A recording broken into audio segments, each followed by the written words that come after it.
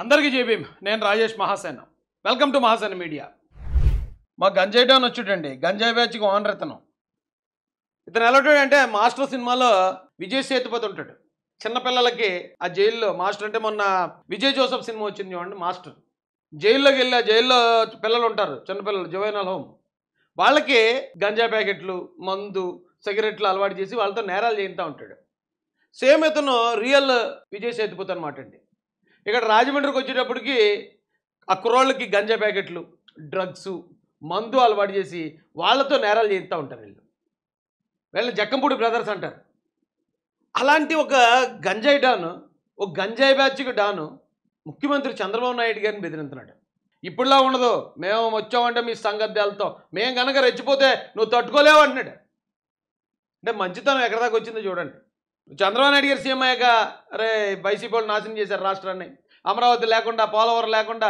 ఈ రాష్ట్రానికి ఉద్యోగాలు లేకుండా చేశారు ముందు వాటి సంగతి చూద్దామని చెప్పి పప్ప వాళ్ళు రాత్రి పగలు తేడా లేకుండా కష్టపడుతూ ఉంటే ఈ గంజాయి గాళ్ళు డ్రగ్స్ గాళ్ళు రకరకాల తప్పుడు నేరాలు చేసే ఇలాంటి వాళ్ళు అందరూ వచ్చి చంద్రబాబు నాయుడిని బెదిరిస్తున్నారండి నాయుడు గారినే బెదిరిస్తున్నారు డైరెక్ట్గా ఏం బెదిరిస్తున్నాడు చూడండి ఇతను చంద్రబాబు నాయుడు గారి యొక్క మార్క్ రాజకీయాన్ని మరొకసారి ఈ రాష్ట్రంలో చూపిస్తూ ఉన్నారు ఏదైతే ఇచ్చినటువంటి వాగ్దానాల్ని సూపర్ 6 అని చెప్పి ప్రజల్ని మభ్యపెట్టి మోసం చేసి వాళ్ళు అది చేస్తాం ఇది చేస్తాం అని చెప్పి అధికారంలోకి వచ్చిన తర్వాత వాటిని పూర్తిగా పక్కకు పెట్టేసి రాష్ట్రంలో ప్రతి గ్రామంలోని కూడా పచ్చ చొక్కా వేసుకునేటటువంటి తెలుగుదేశం పార్టీ ప్రతి కార్యకర్త వేళ వైఎస్ఆర్ కాంగ్రెస్ పార్టీ శ్రేణుల మీద కావచ్చు లేకపోతే ఎవరైతే అతి సామాన్యులుగా ఉన్నటువంటి వైఎస్ఆర్ కాంగ్రెస్ పార్టీని అభిమానించినటువంటి ఓ సామాన్యులు కావచ్చు వారి మీద దాడులకి పాల్పడుతూ ఎప్పుడూ లేనటువంటి ఒక నీచమైనటువంటి సంస్కృతికి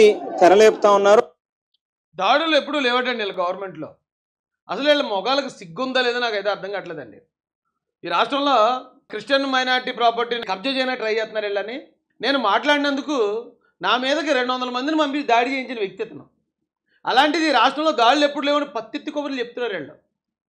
దాంతోపాటు మా గవర్నమెంట్ వస్తే మళ్ళీ మీ మీద దాడులు చేస్తామని డైరెక్ట్గానే బెదిరిస్తున్నాడు. అయితే ఇప్పటిదాకా ఒకంత ఓపికతో సహనంతో వేచి ఉన్నటువంటి వైఎస్ఆర్ కాంగ్రెస్ పార్టీ శ్రేణులు ఖచ్చితంగా తిరగబడ్డం మొదలు పెడితే మాత్రం చంద్రబాబు నాయుడు గారు తట్టుకోలేరు అనేటువంటి విషయం. గంజా బ్యాచ్ తిరగబడుతుందటండి. గంజా బ్యాచ్ తిరగబడితే ముఖ్యమంత్రి తట్టుకోలేరట డైరెక్ట్ సీఎంఏ అంటే ఏ స్థాయిలో గంజా బ్యాచ్ని ఇప్పుడు ఆ కుర్రలను రెచ్చగొడతాడో మనోడు ఆలోచించండి. గంజాయి అమ్ముకునే గంజాయి గ్యాంగులు కూడా ఈ రోజున రాష్ట్ర ముఖ్యమంత్రిని డైరెక్ట్గా థ్రెటన్ చేసే స్థాయికి వచ్చేస్తున్నారంటే మరి ఒకసారి మనం ఆలోచించాలా. డీజీపీ గారు ఇలాంటి వాళ్ళ మీద కఠిన చర్యలు తీసుకోవాలండి. హోంమంత్రి గారు కూడా ఖచ్చితంగా వీళ్ళ మీద దృష్టి సారించి వీళ్ళని కంట్రోల్ చేయకపోతే ఈ రాష్ట్రం యొక్క బ్రాండ్ ఇమేజ్ దెబ్బతినేస్తుందండి. ఎందుకు చెప్తున్నాను నేనంటే ఇప్పుడు జగన్మోహన్ రెడ్డి వచ్చి నాకు థ్రెట్ ఉంది నాకు థ్రెట్ అసలు రాష్ట్రానికే థ్రెట్ ఇతను ఆ కుటుంబానికి థ్రెట్ విజయమ్మకి షర్మిలమ్మకి జగన్ గారిని థ్రెట్ ఉందని హైదరాబాద్ పారిపోయారు. సునీతమ్మకి థ్రెట్ ఉంది అని బెదిరించారా నన్ను సునీతారెడ్డి గారిని నన్ను నా పిల్లల్ని కూడా చంపేస్తామన్నారు అని ఆవిడ థ్రెట్ ఉండి ఆవిడ భయపడి ఆవిడ కేసులు పెట్టి ఆ హైకోర్టులో ఆవిడ ఇది చేసుకొచ్చింది. ఈ రాష్ట్రంలోనే ఎంతోమంది ప్రజలు ఎస్సీలు దాదాపు 100లాది మంది ఎస్సీలు చచ్చిపోయారు ఈ జగన్మోహన్ రెడ్డి గవర్నమెంట్లో. ప్రజలందరికీ జగన్మోహన్ రెడ్డి నుంచి థ్రెట్ ఉంది.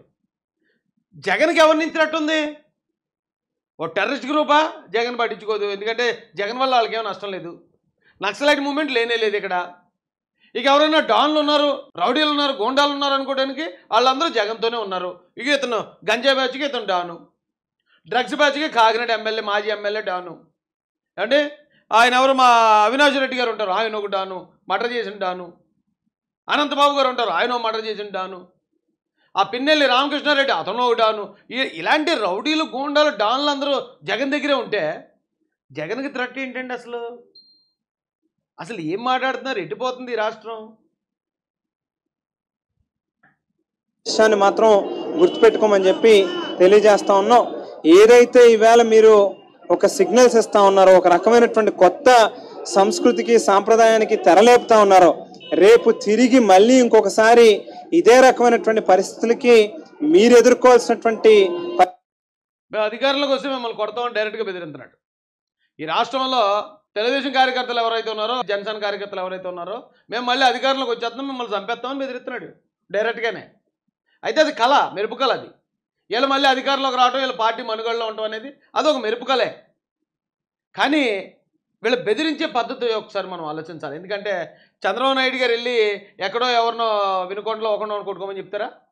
చంద్రబాబు నాయుడు గారు దాడి చేయించాలనుకుంటే ఎక్కడో ఓ సాధారణమైన వ్యక్తుల మధ్యలో గొడవలా?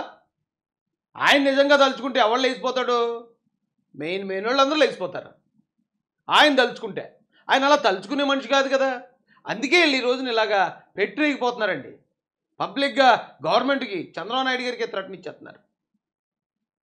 పరిస్థితి వస్తుంది, మీరు ఇక్కడతో కనుక మీ ఆగడాలను ఆపకపోతే అని చెప్పి మాత్రం ఖచ్చితంగా హెచ్చరిస్తూ ఉన్నాం. ఇది ఒకటే స్పష్టంగా చంద్రబాబు నాయుడు గారికి కానీ, లేక లోకేష్ గారికి కానీ, పవన్ కళ్యాణ్ గారికి కానీ చెప్తా ఉన్నాం. ఏదైతే మీరు ప్రజలకి ఎన్నో రకాల ఆశలు కల్పించారో, అది చేస్తాం ఇది చేస్తాం, అలా బుర్రందా మీకు ఎవరికైనా? అది చేస్తాం ఇది చేస్తాం అన్నారు. వాళ్ళు గెలిచి ఇంకా 2 నెలలు పూర్తి అవ్వలేదు, అప్పుడే చచ్చిపోతున్నారు. ఇది మీరు నాకు అర్థం కాదు. అప్పుడే గిలగిల గింజిపోతారు ఎందుకు? అప్పుడే ఏదో కొంపలు ములిపోయినట్టు. 5 సంవత్సరాల కాలం ఉంది. వాళ్ళు చెప్పిన ప్రతిదీ నెరవేరుస్తారు. ఈ లోపులోనే జనాన్ని తప్పుదారు పట్టించటం, ఇలాంటి లేనిపోయిన ఆరోపణలు చేయటం, జనాల మధ్యలో. అంటే ఇప్పుడు వైసీపీ కార్యకర్తలు రెచ్చగొడుతున్నారు వీళ్ళు. మీరు తిరగబడండి, మీరు కొట్టండి, మీరు కొడితే వాళ్ళు చర్యలు తీసుకుంటారు. అదిగో వైసీపీ వాళ్ళు అరెస్ట్ చేస్తారు, తప్పుడు కేసులు పెట్టేశారని మళ్ళీ మేము రంకిలేయచ్చు. ఇదే బతుకుతున్నారండి వీళ్ళు. కంట్రోల్ చేయాలండి బాబు వీళ్ళని. కంట్రోల్ చేయకపోతే రాష్ట్రాన్ని బాగుపడినవారు వీళ్ళు. ఓ పక్కనే రాష్ట్రాన్ని పునర్నిర్మాణం చేసుకుంటూ చంద్రబాబు నాయుడు గారు, లోకేష్ గారు, పవన్ కళ్యాణ్ గారు వెళ్తూ ఉంటారు. మరో పక్కన వీళ్ళు పందికొక్కుల్లాగా వాళ్ళు చేసిన అభివృద్ధిని మొత్తం వీళ్ళేమో వెనక నుంచి తిరుగుకుంటూ వెళ్ళిపోతుంటారు. మరి ఇంకెప్పుడు రాష్ట్రం బాగుపడాలి? అందరూ దొంగలు, కేడీలే. పోనీ ఎవడన్నా ఇలా మాట్లాడుతున్నాడు, ఎవడన్నా మంచోడు ఉన్నాడు, బ్యాక్గ్రౌండ్ ఉన్నాడు, లేకపోతే ప్రజలకు మంచి చేసినోడు ఉన్నాడు అంటే ఒక్కళ్ళు లేడు. ప్రతి ఒక్కడు కేడీగాడే.